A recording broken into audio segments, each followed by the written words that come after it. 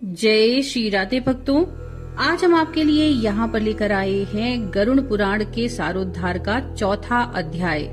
भक्तों, तीसरे अध्याय तक का हम श्रवण कर चुके हैं और तीसरे अध्याय में हमने देखा था यम यातना निरूपण, जिसकी लिंक डिस्क्रिप्शन में दी गई है। तो चलिए शुरू करते हैं चौथा अध्याय, नरक प्राप्त कराने वाले पाप कर्म। गरुड़ जी ने कहा, हे केशव, किन पापों के कारण पापी मनुष्य यमलोक के महामार्ग में जाते हैं और किन पापों से वैतरणी में गिरते हैं तथा किन पापों के कारण नरक में जाते हैं, वह मुझे बतलाइए। श्री भगवान बोले, सदा पाप कर्मों में लगे हुए शुभ कर्मों से विमुख प्राणी एक नरक से दूसरे नरक को, एक दुख के बाद दूसरे दुख को और एक भय के बाद दूसरे भय को प्राप्त होते हैं। धार्मिक जन धर्मराजपुर में 3 दिशाओं में स्थित द्वारों से जाते हैं और पापी पुरुष दक्षिण द्वार के मार्ग से वहां जाते हैं। इस महादुखदायी दक्षिण मार्ग में वैतरणी नदी है, जिसमें जो पापी पुरुष जाते हैं उन्हें मैं तुम्हें बताता हूँ।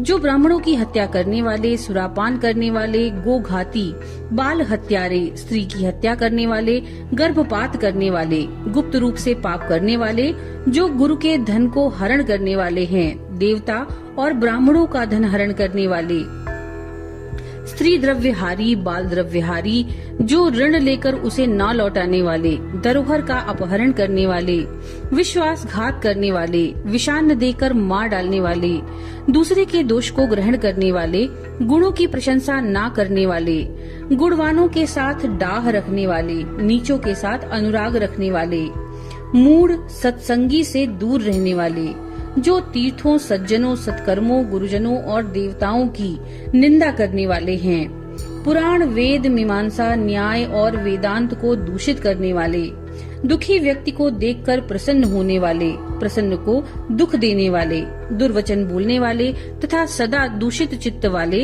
हैं, जो हितकर वाक्य और शास्त्रीय वचनों को कभी न सुनने वाले, अपने को सर्वश्रेष्ठ समझने वाले, घमंडी, मूर्ख होते हुए भी अपने आप को विद्वान समझने वाले, ये तथा अन्य बहुत पापों का अर्जन करने वाले अधर्मी जीव रात दिन रोते हुए उस यम मार्ग में जाते हैं।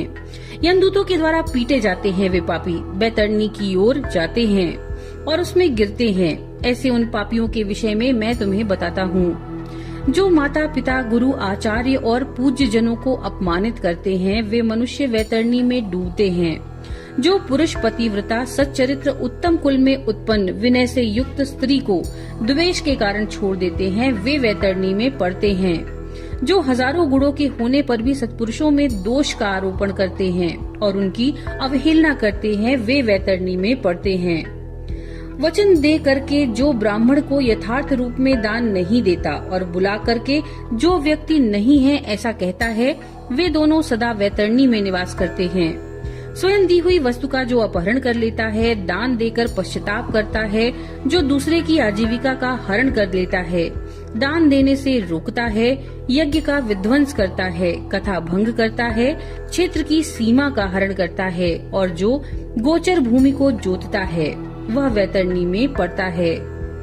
ब्राह्मण होकर रस विक्रय करने वाला, वृषली का पति अर्थात शूद्र स्त्री का ब्राह्मण पति, वेद प्रतिपादित यज्ञ के अतिरिक्त अपने लिए पशुओं की हत्या करने वाला, ब्रह्म कर्म से च्युत, मांस भोजी, मद्य पीने वाला, उच्चंकल स्वभाव वाला, शास्त्र के अध्ययन से रहित ब्राह्मण, वेद पढ़ने वाला शूद्र, कपिला का दूध पीने वाला शूद्र, यज्ञोपवीत धारण करने वाला शूद्र, ब्राह्मणी का पति बनने वाला शूद्र, राजमहिषी के साथ व्यभिचार करने वाला, पराई स्त्री का अपहरण करने वाला, कन्या के साथ कामाचार की इच्छा रखने वाला तथा जो सतीत्व को नष्ट करने वाला है, ये सभी तथा इस प्रकार के और बहुत से निषिद्ध आचरण करने में उत्सुक और शास्त्र विहित कर्मों को त्यागने वाले, वे मूढ़ जन वैतरणी में गिरते हैं। सभी मार्गों को पार करके पापी यम के भवन में पहुंचते हैं और पुनः यम की आज्ञा से आकर दूत लोग उन्हें वैतरणी में फेंक देते हैं। हे खगराज, यह वैतरणी नदी कष्ट प्रदान करने वाले सभी प्रमुख नरकों में भी सर्वाधिक कष्टप्रद है, इसीलिए यमदूत पापियों को उस वैतरणी में फेंक देते हैं। जिसने अपने जीवन काल में कृष्णा गौ का दान नहीं किया अथवा मृत्यु के पश्चात जिसके उद्देश्य से बांधवों द्वारा कृष्णा गौ नहीं दी गई है तथा जिसने अपनी और्ध्वदैहिक क्रिया नहीं कर ली है या जिसके उद्देश्य से और्ध्वदैहिक क्रिया नहीं की गई हो, वे वैतरणी में महान दुख भोग करके वैतरणी तट स्थित शाल्मली वृक्ष में जाते हैं। जो झूठी गवाही देने वाले, धर्म पालन का ढोंग करने वाले, छल से धन का अर्जन करने वाले, चोरी द्वारा आजीविका चलाने वाले, अत्यधिक वृक्षों को काटने वाले, वन तथा वाटिका को नष्ट करने वाले, व्रत और तीर्थ का त्याग करने वाले, विधवा के शील को नष्ट करने वाले हैं। जो स्त्री अपने पति को दोष लगाकर पर पुरुष में आसक्त होने वाली है, ये सभी और इस प्रकार के अन्य पापी भी शाल्मली वृक्ष द्वारा बहुत ताड़ना प्राप्त करते हैं।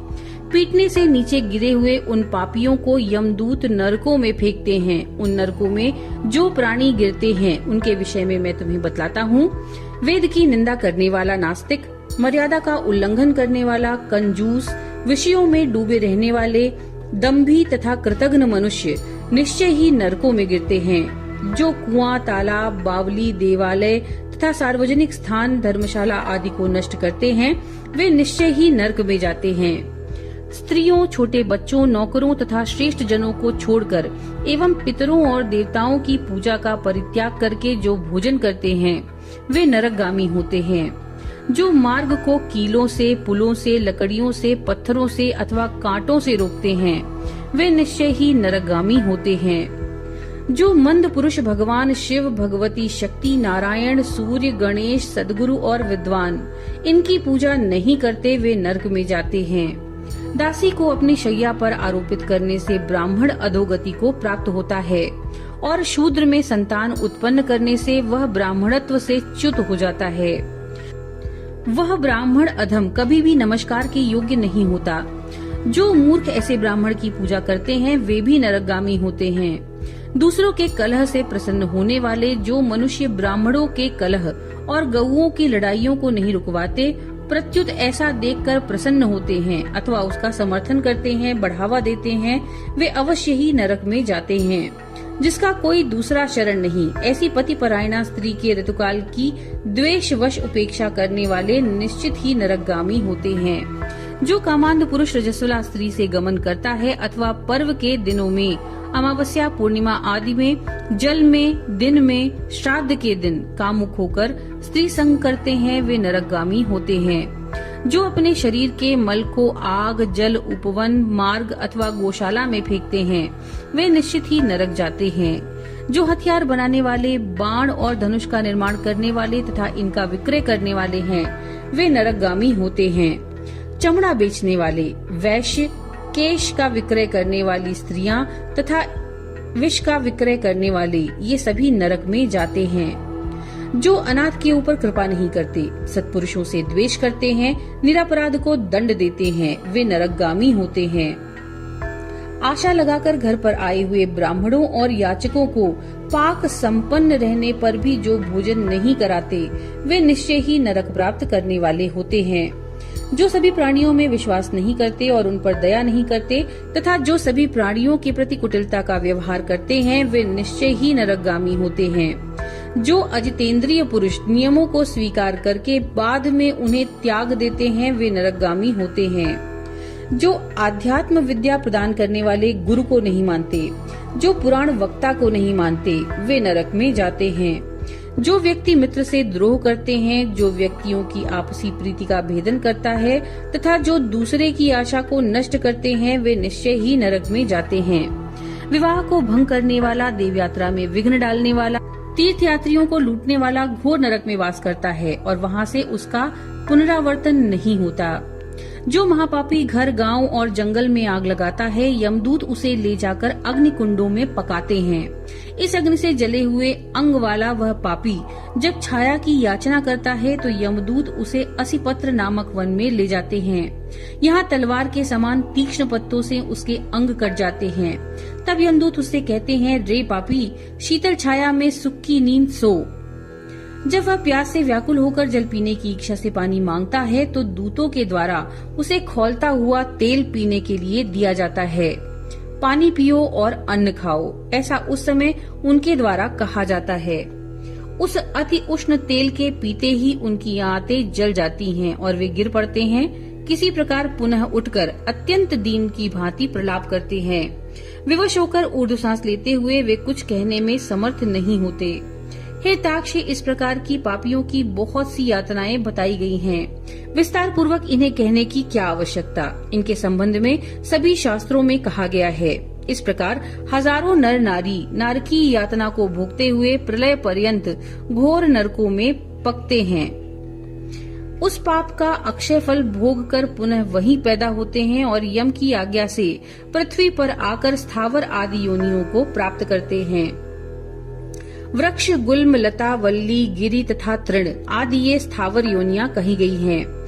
ये अत्यंत मोह से आवृत हैं। कीट, पशु, पक्षी, जलचर और देव, इन योनियों को मिलाकर 84 लाख योनियां कही गई हैं।